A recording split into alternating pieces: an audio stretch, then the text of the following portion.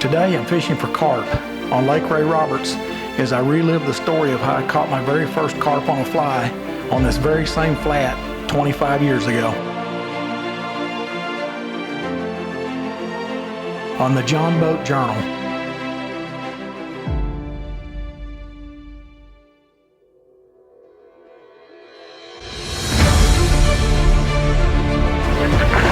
Oh, got him. Good shot.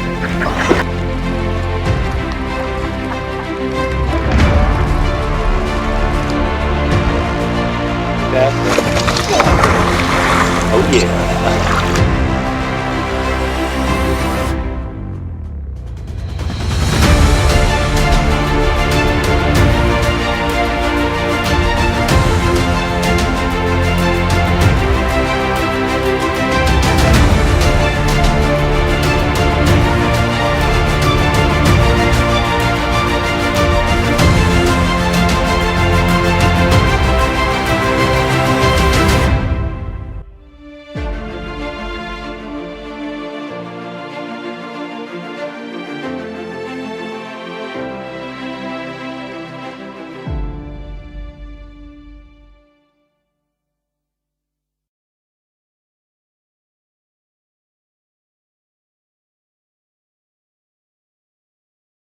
I caught my first carp on a fly 25 years ago.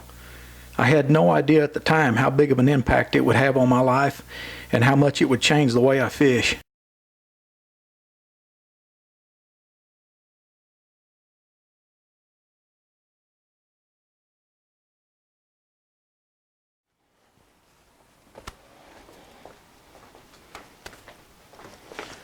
When I was a kid, my family lived in the lower Rio Grande Valley in a town called Harlingen, Texas. And every weekend during the summer, my father and I would fish the lower Laguna Madre for redfish. So I pretty much grew up sight casting to saltwater fish down on the coast. When I started high school, my parents got a divorce, and my mother and I moved back to North Texas. And in North Texas, the largemouth bass reigned supreme. And all my buddies were all big bass fishermen and dreamed of the day that they could buy a shiny metal flake boat and hit the tournament trail. Even though my childhood was spent in John boats, a John boat just didn't seem too practical for North Texas lakes and bass fishing. So I fell right in line with my buddies and dreamed of the day I could buy a shiny metal flake bass boat too. Good morning. Good morning. How you doing? Good. How about you? Fine, thank you. Anybody catching any fish? I think so, because the fish cleaning station's been full all Oh week. yeah? Yeah. That's good. Yeah. I'll be right back. All right. There you go, sir. You have a good day. Thank you, ma'am. You too. Thanks. Bye-bye.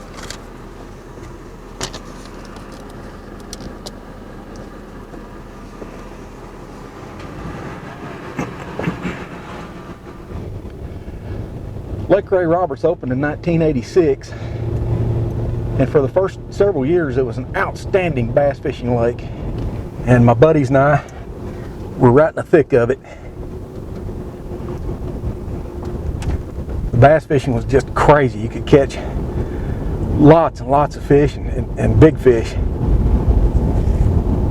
but I kept noticing all these carp up in the shallows and noticed how much they looked and acted just like redfish. And always thought it'd be neat if you could catch one, but I didn't think you could catch one the way I wanted to do it. So I heard and read that people use dough balls to catch them with.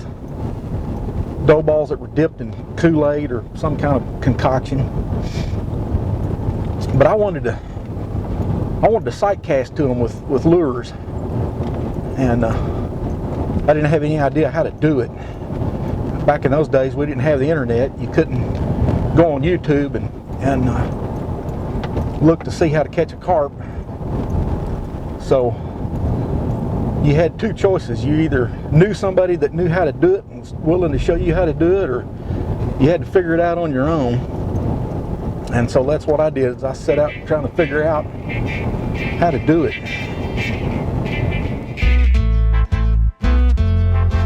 I had just started trout fishing about this time, and one day while fishing for trout in Oklahoma, I noticed some guys fishing with spinning tackle and using something that looked like a salmon egg. I asked them about it, and they told me it was something called a Berkeley's power bait, a commercial made bait for trout fishing. It came in fluorescent colors and was scented. I thought that just might work for carp. The fish could locate the lure by the bright colors, or they might be able to smell it out if they lost sight of it on a muddy bottom or in submerged grass. So I stopped off at a local store that sold fishing supplies and bought a jar of power bait. As I was looking around the store, I came across some flies called woolly worms. They were small, compact flies, and I really liked the size of the hooks. I hadn't really started tying my own flies yet, so I didn't have a whole lot of hooks laying around the house. I also liked the fact that they had chenille wrapped around the hook shank, and I thought this would really help with keeping the power bait attached to the hook. I bought a few of them in a couple of different sizes. All that was left to do was to test the rig out, and I knew of a perfect flat to try it out on. So I come out to these same flats one hot August day, carrying along my Berkeley power bait and my woolly worms, and ready to give it a shot, and things go bad right off the bat. I can't keep the power bait on the hook shank. They keep flying off every time I start false casting. I'll get about 2, 3, 4 false casts into it, and the power bait just comes flying off. So I'm thinking of ways I can try to keep the power bait on the hook shank. And I think about string. I thought, well, I'll get some string and I'll tie some string onto the hook shank and tie the power bait onto it. But I didn't really want to do that. It seemed kind of a chinchy thing and kind of a lot of a hassle. So I decided against that idea. And then I thought, well, maybe a rubber band. Maybe I can take a rubber band and tie a rubber band onto the hook shank and use it as a keeper. And just fold the rubber band over the power bait when I get it on the hook shank and help hold it in place. And then I won't have to keep retying string every time. And the rubber band should stay on even after you catch a fish. And then just put a new power bait on and fold the rubber band on. Of course, the problem was I didn't have a rubber band with me at the time, so I decided I'd give it one more shot with a power bait the way I'd been doing it. If that didn't work, I'm going to quit, give it up, go back home and try to figure something else out.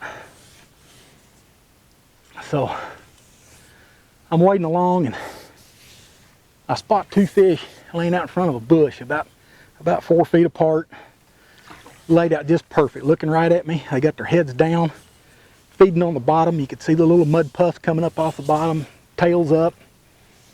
Looked perfect. So I took one of the power baits out, strung it up on the hook shank, ran it up the hook shank, turned the point around and ran the point back into the power bait just like you would a plastic worm.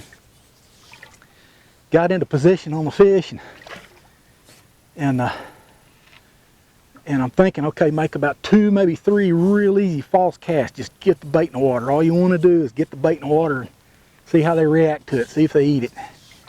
And about the second false cast, I see the power bait just flying off in the air. Now I'm really mad. I'm hot, I'm tired, I'm frustrated. This isn't working. So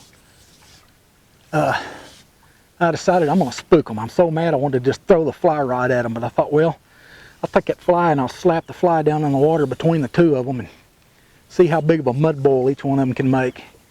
And if that didn't spook them enough, then I'd run after them, chase after them, and kick at them and see how that works.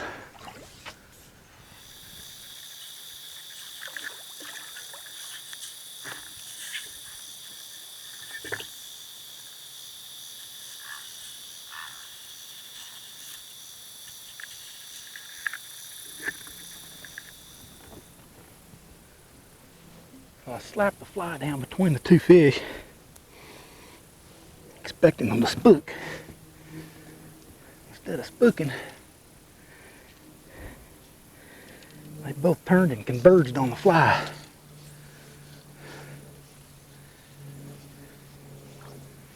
And the first fish to the fly pounced on it.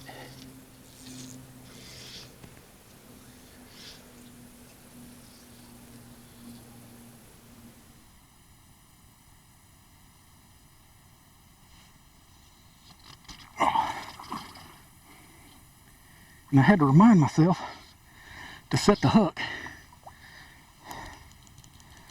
I was so shocked that that fish ate that fly, I almost forgot to hook him. But I did hook him. And I remember thinking, well, of course, they'll eat a fly. You don't have to have power bait or strings or rubber bands or anything else. They'll eat a fly. Turns out it wasn't quite that simple. Carp will eat almost any buggy looking fly if you make a good cast with the right presentation, but not all the time. They can get finicky, and just like with redfish, you can make the perfect cast with a perfect fly and they won't eat it.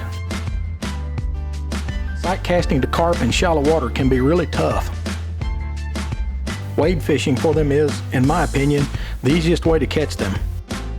You can get closer to them without them seeing you, and it's easier to adjust your position to get a better angle on them than it is in a boat. If you're into catching a lot of fish real easy, you probably don't want to take up fly fishing for carp. But if you're into a challenge, it can be rewarding. An average size fish is about 5 pounds. If you're up for a big challenge, try doing it out of a poling skiff. And if you want to go off the deep end, try fly casting to carp in shallow water while poling a skiff and shooting video all alone. After I released carp number 1, I headed home, not really sure what to do next. I had never heard of anyone catching a carp on a fly rod before. I didn't know if I should call the newspapers, call all my fishing buddies and tell them about it, or if I should just keep quiet about it.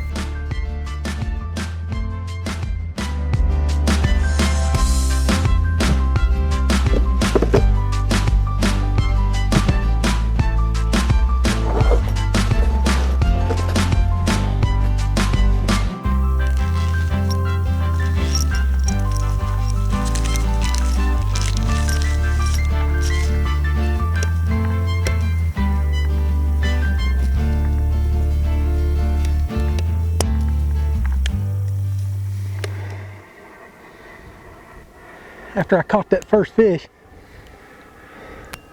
I didn't tell anybody about it for a long time. Carp were considered a trash fish at that time, and pretty much still are. And I was afraid if I told anybody that I was intentionally going out catching carp on purpose, they may not talk to me anymore. I think people are coming around on carp actually being a fish worthy of going after with a fly rod. But back in those days, you'd get teased and ridiculed about it. Not that I ever really cared about it, but still you're kind of apt to not tell as many people about it. After a while, I started telling some of my buddies about it. People I thought that I could trust to see things kind of the same way I do. And then one day shortly after I caught that first fish, I went to get my hair cut. And I was sitting in the little waiting area waiting for my turn to get my hair cut. They had a Field and Stream magazine laying on the table. This was in the early 90s. Back then, Field and Stream magazine and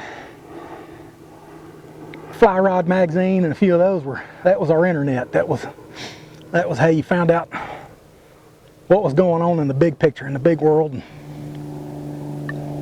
so I was thumbing through that magazine, and they had a little article in the back, just a little short one, talking about how guys have been catching carp on fly rods since the 1950s. So I figured out right then and there that we weren't the only ones doing this stuff, but it was pretty quiet until the internet came out. And then once the internet got rolling, we started figuring out that there was a lot of other guys that were like us that were kind of quietly going around doing this stuff, catching carp on fly rods and not making too much of a big deal of it. So for now, I'm going to continue on and see where this thing takes me.